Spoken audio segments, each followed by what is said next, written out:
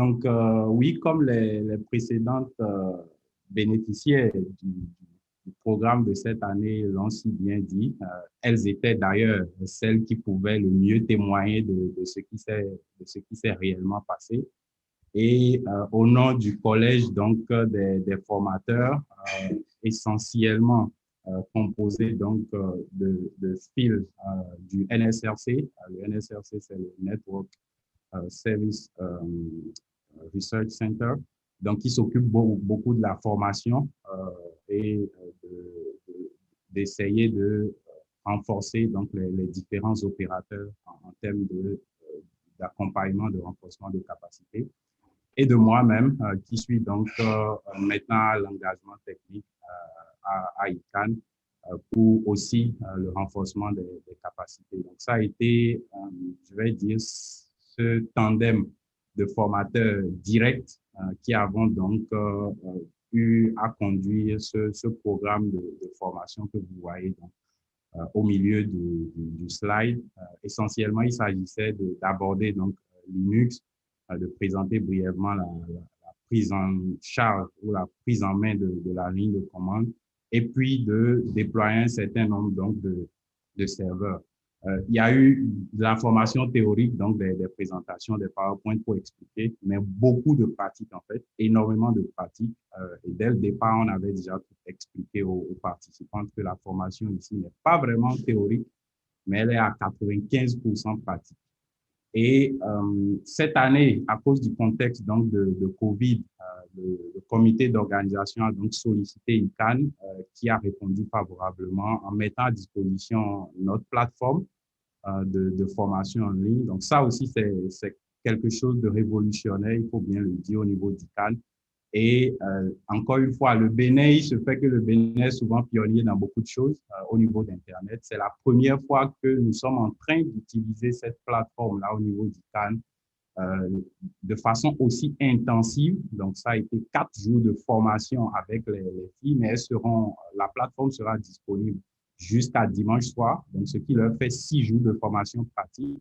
Le groupe WhatsApp dans lequel toutes les opérations de support et de debugging se déroulent. Donc, le groupe sera toujours disponible jusqu'à dimanche soir pour leur apporter de l'assistance. Et cette plateforme est en train d'être utilisée, d'être expérimentée depuis quelques semaines au niveau donc de l'engagement technique d'ICANN. Et c'est vraiment la première fois que nous sommes même allés au-delà de 20 participants avec cette plateforme-là. C'est vous dire qu'en tout cas, au niveau d'ICANN, c'est une opération de succès. Et quelques statistiques rapides. Donc, le nombre de femmes sélectionnées était 36. Donc, on avait pour mission de gérer 36 femmes.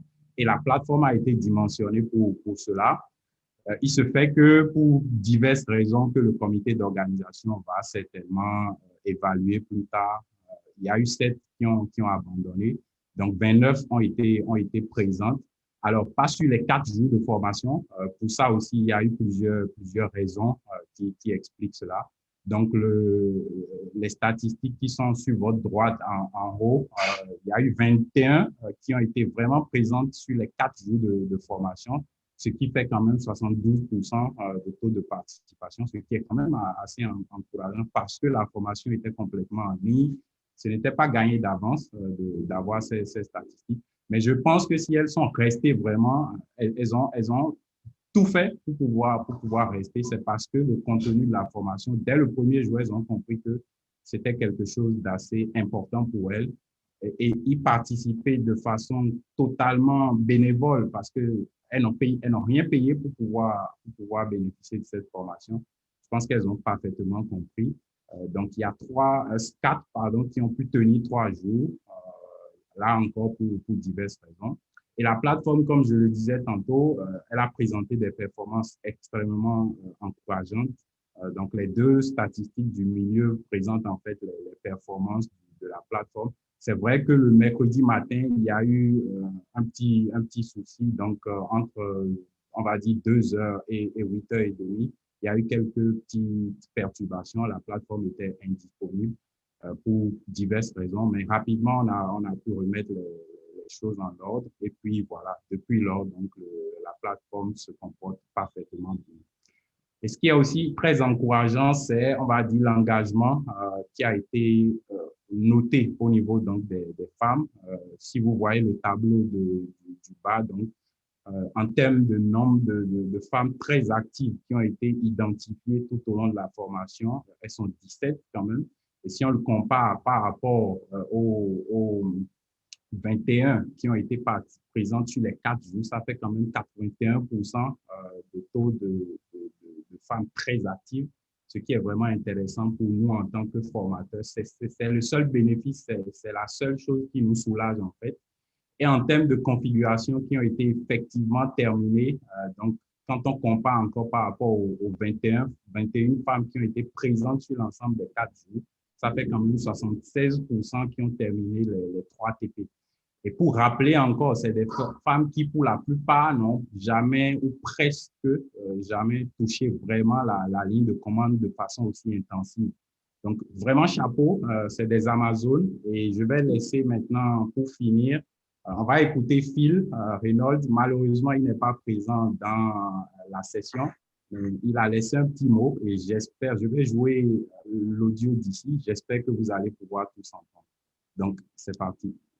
Alors, je voudrais juste exprimer ma gratitude et mon appréciation de la participation des intervenantes de l'atelier Women DNS Academy 2020. On n'a pas forcément préparé un curriculum qui était aisé pour des participantes qui, pour certaines d'entre elles, n'avaient pas encore utilisé le système jusqu'ici. Donc, je dois dire qu'on a été plutôt impressionnés par leur assiduité, leur capacité à apprendre et surtout leur persévérance, surtout quand on n'avait pas forcément donné toutes les instructions sur comment résoudre les TP.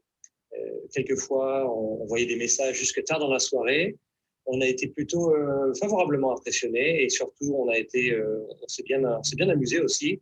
Il y a eu de bonnes discussions, on a vu une bonne dynamique entre les participants. Ça fait quasiment 25 ans que je fais de l'enseignement autour des technologies d'Internet et en particulier du DNS. Et c'est toujours intéressant de voir en fait la compréhension au fur et à mesure de l'atelier. Évidemment, c'est toujours un peu plus difficile quand il s'agit d'un atelier virtuel, mais dans l'ensemble, j'ai trouvé qu'elles se sont vraiment assez bien débrouillées. Il y avait bien sûr une disparité dans le niveau parce que pas tout le monde avait eu l'accès à la ligne de commande avant.